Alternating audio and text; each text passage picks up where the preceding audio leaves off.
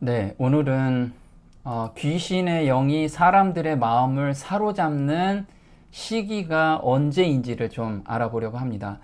저희가 늦은 비 성령이 임하게 될 때 귀신의 영이 모든 사람의 마음을 사로잡는 그 시점이 있게 됩니다. 그래서 그게 가장 강력하게 될 때 그 어둠 속에서 한 줄기의 빛만 따라가는 사람들이 나타나는데 그 사람들이 바로 늦은 비를 최초로 받는 사람들이겠죠. 그래서 우리는 지금 세상의 영이 우리 생각을 끌고 가고 있는데 그것이 무엇인지를 알아야지만 대비할 수 있겠죠. 우리가 대비할 수 있다라는 것은 무엇이냐면 성경을 깊이 연구하고 또 하나님께서 우리에게 인도하시는 대로 저희가 순종하는 길을 걸어갈 때 그때 귀신의 영에서 벗어날 수 있다라고 말씀을 하십니다. 그래서 오늘은 계시록 16장 14절에 저희는 귀신의 영이라 이적을 행하여 모든 사람들을 모으게 돼요. 그 귀신의 영이 모든 사람의 생각을 가져간다라는 의미입니다. 그래서 이때가 바로 예수님 재림 직전인데 그보다 조금 강도는 적지만 늦은 비 성령 내리기 직전에도 이 귀신의 영이 사람들의 생각을 가져가는 시점이 온다라는 거예요. 그 시점이 언제인지 오늘 알아보도록 하겠습니다.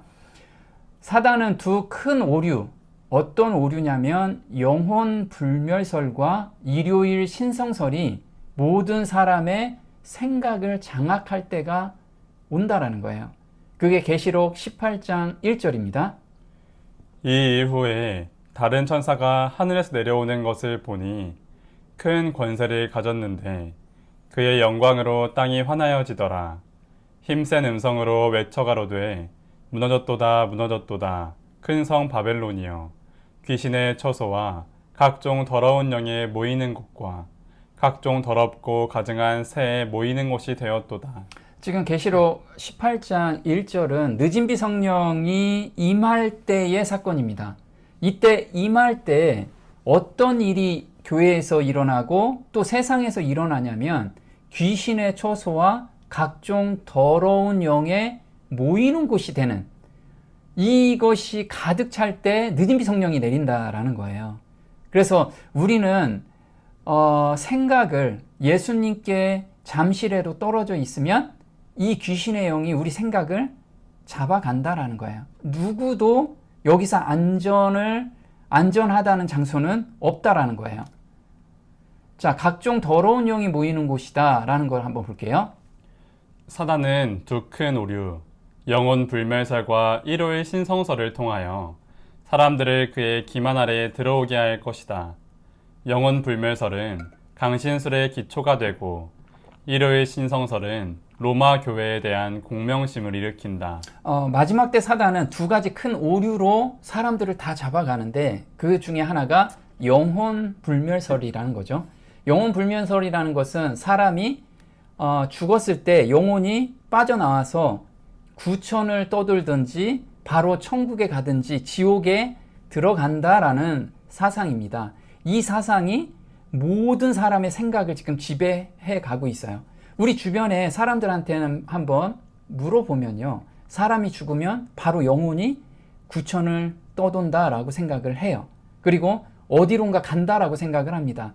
이 생각들이 모든 미디어에서 지금 영화나 아니면 만화나 어린 애들부터 시작해서 성인들까지 모든 미디어는 여기에 중점을 두고 생각을 지금 잡아가고 있다라는 거예요. 우리는 아무 생각 없이 그런 걸 접하게 될 때 나도 모르게 내 생각을 그 오류에 지금 빠져들고 있다라는 거예요. 그래서 굉장히 조심해야 된다라는 거죠.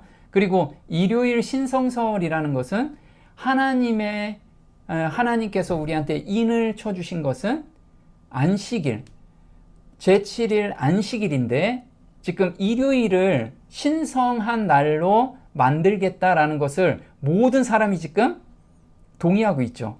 지금 우리 주변에 교회 다니는 사람들한테 이야기해 보시면 대다수가 일요일에 예배 드리는 게 당연한 거 아니냐 이렇게 받아들이고 있어요. 이 두 가지 오류가 우리 주변에 이미 다 깔려 있다라는 거예요. 또 한번 볼게요.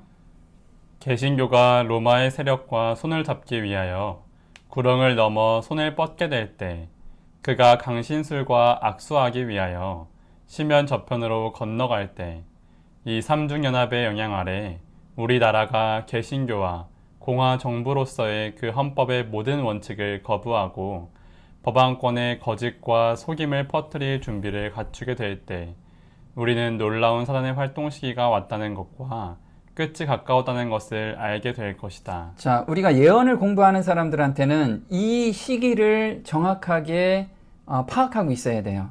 어느 때냐면 개신교가 일요일 휴업령을 내리는 것에 앞장서서 미국에서 일요일 휴업령이 내려지면 그때부터 어떤 일이 일어나냐면 사단의 활동 시기가 왔다는 것과, 그러면 사단의 활동 시기라는 것은 작은 환란으로 들어가고 큰 환란을 맞이한다라는 뜻이에요. 그리고 끝이 가까웠다. 이제는 그 끝이 아주 가까웠다. 그럼 예수님 재림 때가 가까웠다라는 것을 우리는 이젠 알아야 된다라는 거죠. 그래서 사단의 활동 시기가 왔다라는 것은 계시록 13장 15절이죠. 보겠습니다. 저가 권세를 받아 그 짐승의 우상에게 생기를 주어 그 짐승의 우상으로 말하게 하고 또 짐승의 우상에게 경배하지 아니하는 자는 몇이든지 다 죽이게 하더라. 누구든지 이 표를 가진 자 외에는 매매를 못하게 하니 이 표는 곧 짐승의 이름이나 그 이름의 수라. 자, 여기서 보면 짐승은 나라라고 말씀을 드렸고요. 말을 하다. 그러면 짐승, 나라가 말을 한다라는 것은 법령을 개정한다라는 뜻이죠. 법으로서 사람들을 통제한다, 지배한다라는 뜻이 말하다라는 뜻이에요. 그러면 일요 휴업령이 내려지면 그때 작은 환란이 시작되고 큰 환란에서 다 죽이게 하는 사형령이 떨어질 거고, 그 다음에 작은 환란에서는 매매를 못하게 하는 그런 법령이 일어날 거라고 계시록 13장에선 이야기를 하고 있습니다. 그래서 우리는 단순하게 영혼 불멸설이고 또 일요일 신성설이 있겠지가 아니고 이건 우리한테 다가올 환경이라는 거예요. 그때 우리는 정확하게 깨어나야지만 깊은 회개 운동이 들어가고 그 다음에 늦은 비를 받는 그런 그릇으로 우리는 준비를 해야 될 때라는 거죠. 자, 이때가 언제냐면 우리가 보면 일요일 휴업령이 떨어지기 직전이죠. 그래서 다섯째 나팔이 불릴 때 사단의 거짓 교리가 모든 사람의 생각을 지배할 때라는 거죠. 그래서 다섯 번째 나팔이 불 때 어떤 일이 일어날지 계시록 9장에서 이야기를 하고 있습니다. 이 계시록 9장을 우리가 잘 연구하다 보면 휴업령이 언제 떨어질지 그 사건을 우리가 알 수가 있어요. 한번 보겠습니다.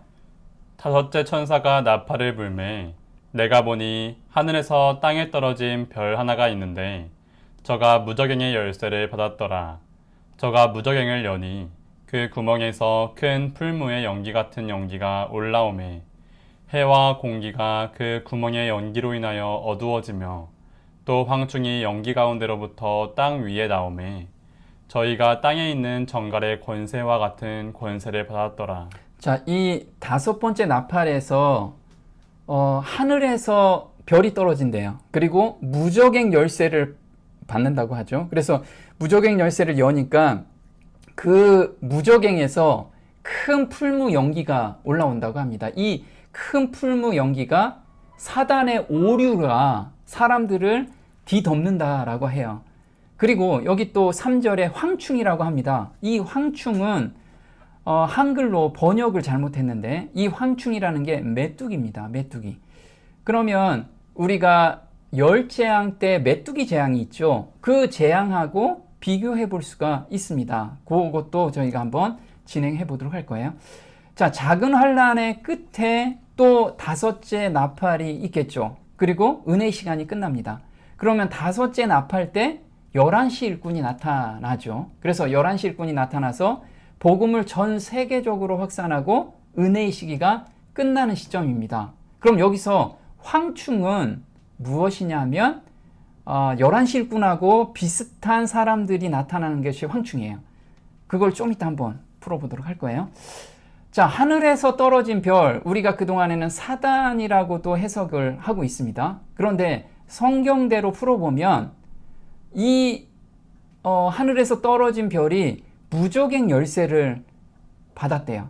그럼 무저갱 열쇠를 받은 자가 누구냐면 사단이 자기를 무저갱에다 빠뜨릴 건데 자기가 자기 열쇠를 받고 자기가 감옥으로 들어갈 수가 없잖아요. 그래서 계시록 20장에 이 무저갱 열쇠를 받은 그 별이 누군지를 저희한테 알려주셨습니다. 한번 보겠습니다. 또 내가 보매 천사가 무저갱 열쇠와 큰 쇠사슬을 그 손에 가지고 하늘로서 내려와서 용을 잡으니 곧 옛 뱀이요 마귀요 사단이라 잡아 1000년 동안 결박하여 무저갱에 던져 잠그고. 네, 여기 계시록 20장에서는 천사가 무저갱 열쇠를 받았대요. 그리고 열쇠를 열고 용, 곧 사단을 잡아서 무저갱에 떨어뜨리고 잠근다고 합니다. 그러면 이 무저갱 열쇠를 가진 자, 하늘에서 땅에 떨어진 별, 요거는 바로 천사라고 이야기를 하죠. 천사. 그러면 사단은 아니고 하나님의 사자가 되겠죠. 근데 또 저희한테 힌트를 준 게 계시록 9장 11절에 이 무저갱을 열쇠를 가진 자에 대한 힌트를 줬습니다. 한번 볼게요. 저희에게 임금이 있으니 무저갱의 사자라. 히브리음으로 이름은 아바돈이요 헬라음으로 이름은 아볼루온이더라. 자, 여기서 사단을 파괴하는 자예요. 죽이는 자. 마지막 때는 사단을 죽이는 자를 바로 무저갱 열쇠를 가진 자라고 합니다. 그런데 저희에게 임금이 있대요. 자, 사단을 무찌르는 자가 누굴까요? 이것도 계시록에서 저희한테 설명을 하고 있죠. 바로 계시록 19장 11절에 사단을 죽이는 자가 있습니다. 보겠습니다. 또 내가 하늘이 열린 것을 보니 보라 백마와 탄 자가 있으니 그 이름은 충신과 진실이라. 그가 공의로 심판하며 싸우더라. 그의 입에서 이한검이 나오니 그것으로 만국을 치겠고 친히 저희를 철장으로 다스리며 또 친히 하나님 곧 전능하신 이의 맹렬한 진노의 포도주 틀을 밟겠고 그 나머지는 말 탄 자의 입으로 나오는 검의 죽음에 모든 새가 그 고기로 배불리우더라. 네, 자, 하늘이 열린 곳에서 백마와 탄자가 지금 내려오고 있어요. 그리고 만국을 치고 그 다음에 말 탄자의 입으로 나오는 검에 살아남은 자들이 다 죽게 돼요. 그래서 무저갱의 사자는 바로 여기서는 예수님을 가리키고 있어요. 자, 근데 예수님께서 일요 휴업령 전에 직접 내려오시는 거냐? 그게 아니고 예수님의 영을 보내시죠. 성령을 보내십니다. 그래서 이때 휴업령이 떨어지면 이제 성령이 임하게 되는 거죠. 자, 다니엘서 11장 44절에 늦은 비 성령이 내리기 직전에 5번째 나팔이 불리게 되는 거예요. 한번 볼게요. 그러나 동북에서부터 소문이 이르러 그로 번민케 하므로 그가 분노하여 나가서 많은 무리를 다 도륙하며 진멸코자 할 것이요. 자, 다니엘서 11장 44절은 바로 동북에서부터 소문이 있대요. 이게 바로 늦은 비 성령에 대한 이야기로 말씀을 하고 있죠. 그래서 계시록 18장 1절하고 이게 같은 내용입니다. 한번 볼게요. 이 일 후에 다른 천사가 하늘에서 내려오는 것을 보니 큰 권세를 가졌는데 그의 영광으로 땅이 환하여지더라. 네, 이때 동북에서 오는 소문이 바로 늦은 비 성령이고 큰 권세를 가졌대요. 근데 계시록 아까 9장에서도 황충이 그 옆에 보면 권세를 받아요. 권세를 받아서 사람들을 괴롭게 합니다. 근데 사도행전 1장 4절 한번 볼게요. 사도와 같이 모이사 저희에게 분부하여 가라사대 예루살렘을 떠나지 말고 내게 들은 바 아버지의 약속하신 것을 기다리라. 요한은 물로 침례를 베풀었으나 너희는 몇 날이 못되어 성령으로 침례를 받으리라 하셨느니라.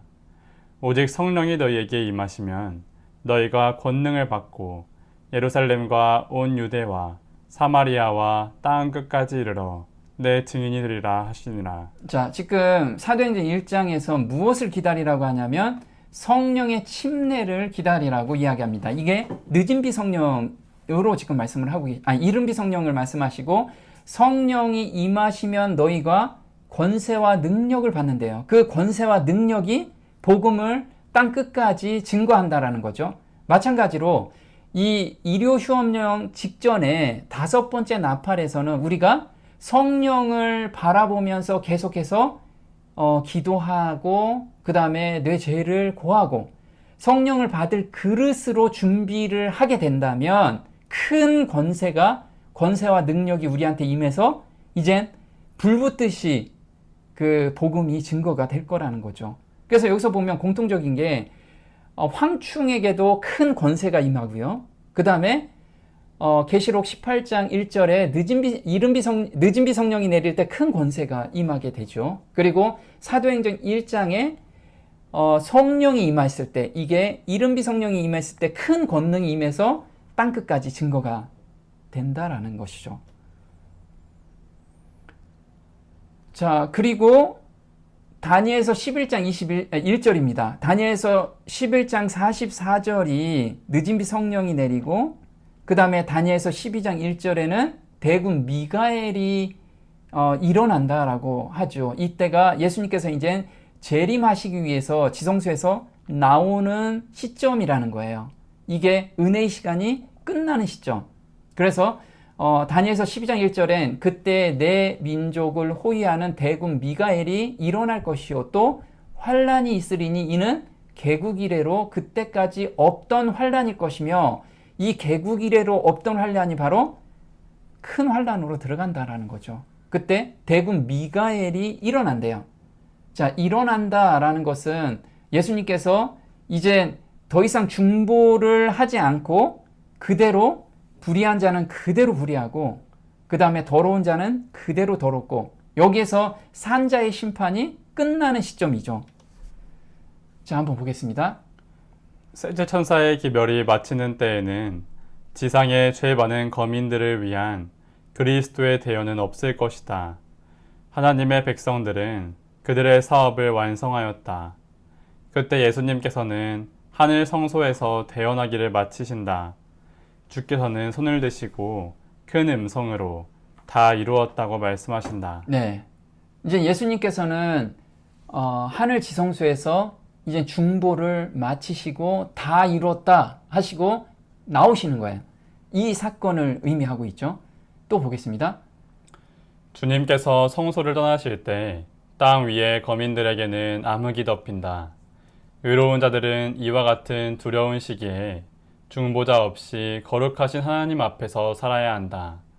온 세상은 옛적 예루살렘이 당한 멸망보다 더 두려운 멸망에 휘말려 들 것이다. 네, 예수님께서는 이젠 중보를 멈추시고 이젠 하늘 지성소에서 나왔을 때 이젠 더 이상 중보하실 수가 없죠. 그래서 큰 환란으로 들어갈 때 우리는 중보자 없이 환란을 통과할 거예요.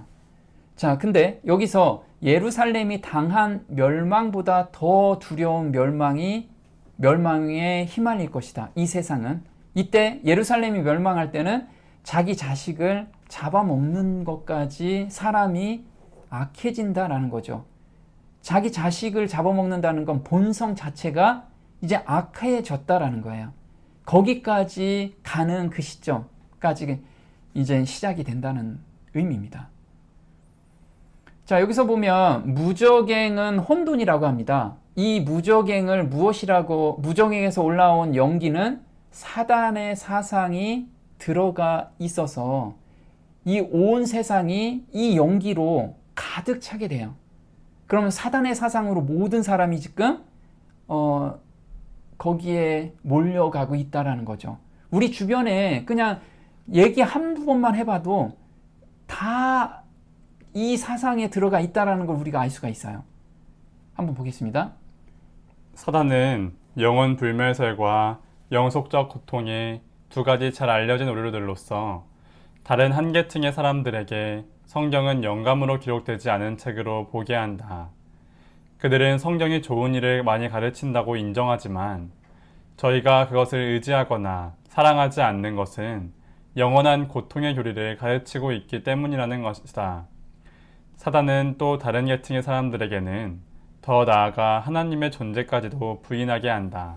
이 영혼불멸설이라는 것이 얼마나 사람들의 믿음을 왜곡시키냐면, 우리가 영원한 지옥에 가서 지글지글 불타고 100만 년 불타고 500만 년 또 불타고, 이런 하나님에 대한 그 성품에 대해서 오해를 집어넣는다라는 거예요. 단순하게 영혼이 분리돼서 영원히 산다, 요 개념에서 떠나서 사단은 그 개념을 받아들이는 사람은 하나님을 믿지 않는 상태까지 이 생각이 간다라는 거예요.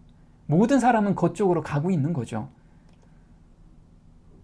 근데 영혼불멸 사상은 창세기 때부터 시작이 돼요. 그래서 창세기 2장 17절에 선악을 알게 하는 나무의 실과는 먹지 말라. 내가 먹는 날에는 정령 죽으리라. 반드시 죽는다고 하나님께서 말씀을 하셨어요. 그런데 사단은 너희가 결코 죽지 아니하리라, 이 이야기로 우리를 지금 꼬셔가고 있는 거예요. 모든 사람을 미혹하게 하고 있다라는 거예요. 여기서 하나님께서 정령 죽으리라 한 것은, 하나님은 사람을 창조하실 때 영혼육을 한 덩어리로 창조하신 거예요. 그래서 죽을 때 우리가 죄를 지은 영혼은 죽는다라고 하나님께서 분명히 말씀을 하고 계신다라는 거죠. 자, 이 사상은 어디에서 나오냐면 이원론 사상에서 나왔어요. 이원론 사상이라는 건 뭐냐면 몸과 영혼이 분리된다는 사상이 기초가 됐어요. 자, 이게 어디부터 나왔냐면 플라톤에서 그 이교 철학이 기독교로 들어온 거예요. 한번 보겠습니다. 이원론 사상, 몸과 영혼이 분리된다는 사상. 하나님께서는 영혼 몸을 하나로 보고 계신다. 사단은 영혼 몸이 분리되어 몸은 죽어도 영혼은 살아서 천국과 지옥 또는 이 세상을 떠돈다는 사상을 심어주었다. 이 사상은 그리스 철학자인 플라톤이 정립시켰으며 기독교에서는 장로교의 설립자 존 칼뱅이 정립을 시켰다. 네, 플라톤 사상인데 이걸 존 칼뱅이 기독교로 들어와서 이걸 기독교인들한테 정착을 시킨 장본입니다. 그래서 이게 성경인 양 진리인 양 모든 사람의 생각을 지금 끌고 가고 있다라는 거예요. 자, 칼뱅의 영혼 분리 사상이 플라톤의 영혼 분리 사상하고 거의 유사하다는 거예요. 플라톤의 영혼 분리 사상을 그대로 가져왔다라고 이야기를 합니다. 보겠습니다. 사람의 신 혹은 영혼은 몸과 구분되는 본질이다. 몸이 죽은 후 영혼은 감각과 지성을 갖춘 채 살아있다. 여기에서 나는 영혼의 불멸 이외에 어떤 다른 사상은 있을 수 없다는 사실을 단언하는 바이다. 네, 여기에서 칼뱅이 영혼에 대해서 정의한 내용을 기독교 대백과사전에 기록한 거예요. 근데 장로교가 우리나라에서 가장 많죠. 그러니까 모든 사람은 영혼 분리에 대한, 사람이 죽으면 바로 천국에 가고 지옥에 간다는 사상이 완전히 기독교의 자리를 잡고 있는 거예요.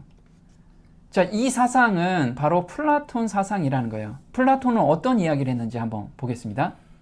죽음이란 몸이 영혼으로부터 분리되어 존재하고 영혼이 몸에서 분리되어 존재하는 것을 의미하지 않는가. 우리가 몸에 의해서 방해를 받고 있는 한, 그리고 우리의 영혼이 그토록 큰 악에 의해서 더럽혀져 있는 한, 우리는 결코 우리가 원하는 것을 충분히 얻을 수 없다. 만약 우리가 어떤 것에 대한 분명한 지식에 도달해 보고자 한다면 우리는 몸에서 분리되어야 한다. 네, 플라톤은 우리 이 오염된 이 몸에서 영혼이 분리되지 않는 한은 우리가 온전히 깨끗해질 수 없다. 이 사상을 가지고 있는 거예요. 그 이교 철학을 그대로 기독교로 지금 끌고 왔다라는 거죠. 그래서 죽은 자의 영혼이 구천을 떠돌고 미래를 보여준다는 생각에 사람들이 의존하게 돼 있다라는 거죠. 그래서 우리가 미래가 불안하면 점집에 가죠. 기독교인들 많은 경우, 또 기독교인 중에서도 목사들이 지금 많은 경우 이렇게 자기 미래가 불안해서 점집에 간다라는 거예요. 이거는 이원론 사상이 어렸을 때부터 자리를 잡아서 지금 성장해서도 커서도 이 사상으로 모든 생각을 가지고 있기 때문에 그런 거죠. 자, 계시록 16장 14절에 이렇게 나오죠. 저희는 귀신의 영이라 이적을 행하여 온 천하 임금들에게 가서 하나님 곧 전능하신 이의 큰 날에 전쟁을 위하여 그들을 모으더라. 네, 이 귀신의 영은 이적을 행해요. 그래서 우리가 점집에 가면 어떤 걸 보죠? 우리 과거를 다 맞추죠. 근데 실질적으로 이 귀신은 사단의 귀신들이죠. 그래서 사단의 그 부하들은 6,000년 동안 한 번도 잠을 자지 않고 우리의 모든 과거를 다 알고 있습니다. 그래서 그걸 실제로 알려줘요. 이 접신하는 사람들은 알려준다고요. 근데 그게 죽은 자의 영혼이 아니고 사단의 대리자들, 그리고 사단의 부하들의 그 영들이 지금 장난을 치고 있는 거예요. 그래서 이적을 행한다라는 것은 우리의 과거를 다 알고 그 사람의 과거를 아니까 앞으로 일어날 미래도 이렇게 일어날 것을 믿게 하는 거예요. 그래서 성경에 하나님을 믿는 게 아니고 이 귀신의 영을 믿고 의존하게끔, 지금 정치인들도 대다수 점집에 가죠. 그게 바로 이렇게 이적 때문에 그런 거예요. 자기 과거를 너무나 잘 맞히기 때문에.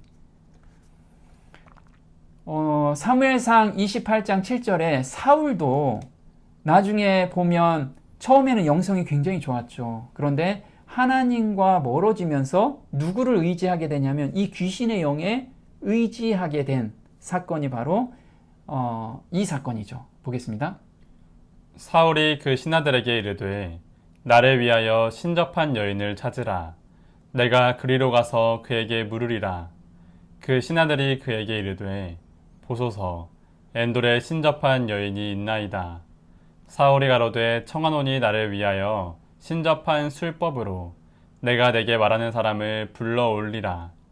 여인이 사울에게 이르되 내가 신이 땅에서 올라오는 것을 보았나이다. 자, 여기서 보면 신이 땅에서 올라오죠. 신이 땅에서 올라오는데 실제로 사람들한테 보인다라는 거예요. 이게 누구 작용일까요? 죽은 자의 영혼이 올라오는 게 아니고 이 사단의 부하들이 이 작용을 하고 있다라는 걸 우리는 알아야 된다라는 거예요. 그래야 속지 않을 거라는 거죠. 또 볼게요. 거짓 교리와 이론의 우상을 만드는 것은 마치 돌이나 나무로 우상을 만드는 것만큼이나 쉬운 일이다. 사단은 하나님의 속성을 잘못 나타내므로 사람들에게 하나님의 거짓된 품성을 가지신 분으로 믿게 한다. 많은 사람들은 여호와께서 좌정에 계실 마음의 자리에 철학적 우상을 앉혀두고 있다. 비록 그 형식은 다를지라도 옛날 엘리야 당시에 고대 이스라엘 사람들 사이에 있던 것과 똑같은 우상 숭배가 오늘날의 그리스도교회에도 존재한다. 네, 그래서 보면 거짓 교리와 이론의 우상, 이것을 우리가 하나님보다 더 높은 자리에 두고 있다라는 거예요. 그래서 우리는 요즘 기독교에서 보면 미래를 알고 싶어 하는 사람들 되게 많죠. 그런 사람들은 성경을 통해서 하나님께 그걸 물어봐야 되는데 다들 점집에 간다는 거예요. 점집에 가고 또 다른 이론을 의지하고 있다라는 거예요. 그 마음에, 하나님들 마음에 다른 곳, 철학적 우상이나 거짓 이론, 이런 걸 두고 있다라는 거죠. 자, 거짓 교리가 멸망으로 이끌게 되는데요.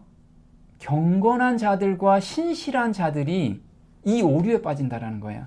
우리가 보면 정말 경건하고 신실하게 교회 생활을 하고 있는데 그 마음에서는 이런 거짓 교리가 자리를 딱 잡고 있다라는 거죠.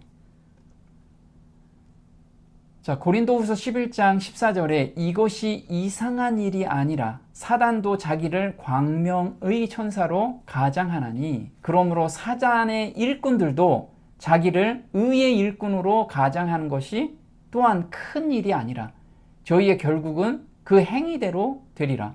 여기서 보면 사단이 광명의 천사로 그 사람들한테 나타나요. 그래서 우리가 신실하다고 해서 참 그리스도인이 아닐 수 있다라는 거예요. 하나님이 원하는 방식대로 믿음에 거하지 않는다라고 하면 다 속을 수 있다라는 거죠. 자, 의의 일꾼 한번 볼게요. 죽음의 의식작용과 죽은 자의 영이 산자와 교통하고 있다는 교리는 성경상 아무런 근거를 가지고 있지 않음에도 불구하고 이러한 이론들이 진리로 주장되고 있다. 이와 같은 거짓 교리들을 통하여 귀신의 영들이 사람들을 속여 저들 자신을 죽은 자의 모습으로 나타내는 통로를 열어놓았다. 사단의 들이자들이 죽은 자의 모습으로 가장하여 영혼들을 사로잡는다.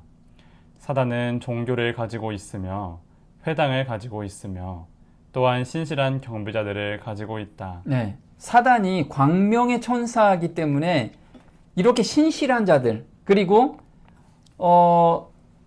그 경배하는 자들, 이 자들은 자기도 모르게 거기에 그냥 빠져서 그게 옳다라고 생각하는 거예요.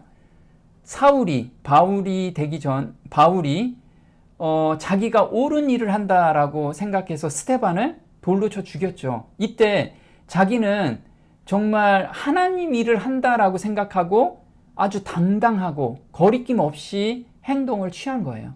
그와 마찬가지로 그렇게 신실한 사람도 이 잘못된 교리가 들어가 버리면 이렇게 오류에 빠질 수 있다라는 거예요. 우리는 그걸 정말 성경을 보고 깊이 연구하면서 조심해야 된다라는 거죠. 자, 하나님의 속성이 무엇일까요? 하나님의 속성을 잘못 나타내고 있는 교리가 바로 영원 지옥설이라는 거예요. 그리고 우리 요즘 불성령 해서 방언기도 막 하는 곳 대다수가 있죠. 그래서 방언기도 해야지만 성령을 받는다라고 지금 모든 대다수의 기독교는 그걸 거기에 지배되고 있어요. 그래서 이거는 다 하나님의 속성을 잘못 오인해서 믿음에서 떨어지게 하는 그런 교리라는 거예요. 한번 보겠습니다. 영원 지옥설. 죽으면 영혼이 몸에서 분리가 되어 천국에 가 있고 영원한 지옥불에서 고통받는다는 교리. 하나님은 죄 지은 자를 영원한 지옥불에 지글지글 태우면서 즐기시는 분. 무서운 하나님으로 오해. 네, 하나님을 정말 무섭고 그 다음에 하나님의 품성이 정말 사람의 품성보다 더 못한 품성으로 우리를 오해하고 있어요. 왜냐하면 사람은 만약에 무엇을 훔쳤다면 그 훔친 가격에 벌을 내립니다. 사람의 재판에서도요. 사형을 처하면 바로 사형을 언도하거나 무기징역을 해서 그 죄에 합당한 벌을 내려요. 그런데 하나님은 이 세상에서 아주 길어야 100년 정도 지은 죄를 가지고 몇십억 년 아주 끝없는 고통 가운데 지글지글 태운다면 그게 어떻게 공의로운 하나님이시냐고요.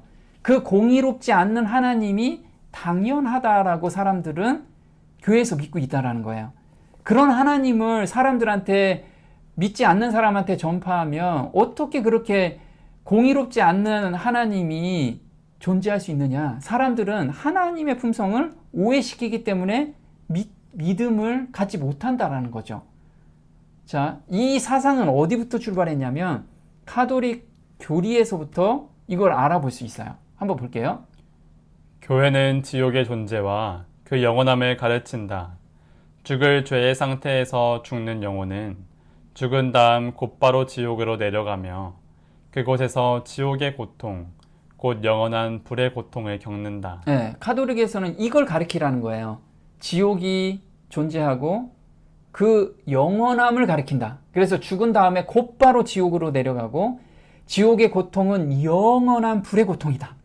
근데 개신교는 카톨릭에서 벗어나기 위해서 개신교회가 생겨났는데 이 사상을 그대로 가져온 거예요. 자, 장로교회 헌법에서는 이렇게 써 있습니다. 사악한 자들의 영혼은 지옥에 던져진다. 거기서 그들은 고통과 어두움 가운데서 대심판의 날을 기다리고 있다. 네, 죄를 지으면 바로 영혼은 지옥불에 던져진다는 거예요. 죽음과 동시에. 이런 사상이 카톨릭에서 그대로 따온 사상이 우리를 지금 우리의 생각을 다 지배하고 있다라는 거예요. 그럼 성경에서는 어떻게 이야기하냐면 이렇게 이야기하고 있습니다. 죽는 즉시 영혼이 빠져나가는 것이 아니라 땅속에서 잠자고 있다라는 거예요. 자, 사도행전 2장 29절에 형제들아 내가 조상 다윗에 대하여 담대히 말할 수 있노니 다윗이 죽어 장사되어 있대요. 그 묘가 오늘까지 우리 중에 있도다. 다윗도 지금 아직 하늘에 올라가지 않았어요. 묘가 지금 있다라는 거예요. 근데 예수님께서도 십자가에 못 박히고 돌아가시자마자 천국으로 올라가신 게 아니에요. 한번 볼게요. 예수께서 마리아야 하시거늘 마리아가 돌이켜 히브리 말로 라보니여 하니 이는 선생님이라. 예수께서 이르시되 나를 만지지 말라. 내가 아직 아버지께로 올라가지 못하였노라. 네, 장사 지낸 지 3일 만에 부활하셨어요.